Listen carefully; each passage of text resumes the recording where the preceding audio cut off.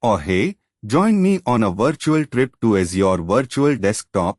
It's where the digital office of tomorrow is being crafted right now, and I promise to walk you through its implementation from A to Z, specifically tailored for enterprises. First off, you're probably asking yourself, what in the virtual world is Azure Virtual Desktop, and why does my boss even mention it? Well, imagine a single environment where your business applications, desktop systems, and secure access are interconnected. That's Azure Virtual Desktop for you. A blend of desktop and browser, it essentially makes your office accessible from any device without the nightmares of legacy infrastructure.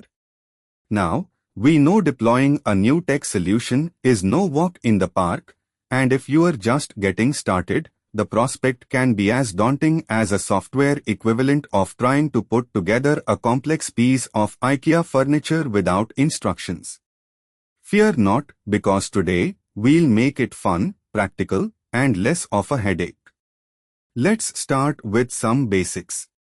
Unlike the traditional on-premise virtual desktops, Azure Virtual Desktop provides a self-contained desktop that runs Windows and applications on Azure, offering seamless integration whether you are on Windows, Mac, or Linux, and allows users to access the physical devices, no matter where they roam.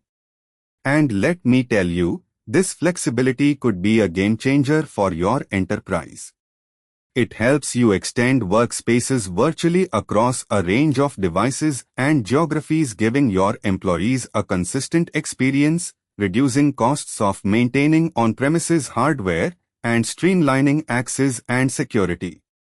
When I first began working with Azure Virtual Desktop, my goal was to implement a robust infrastructure that wouldn't just survive but thrive. This led me to the key components: desktops, group managers, and access control.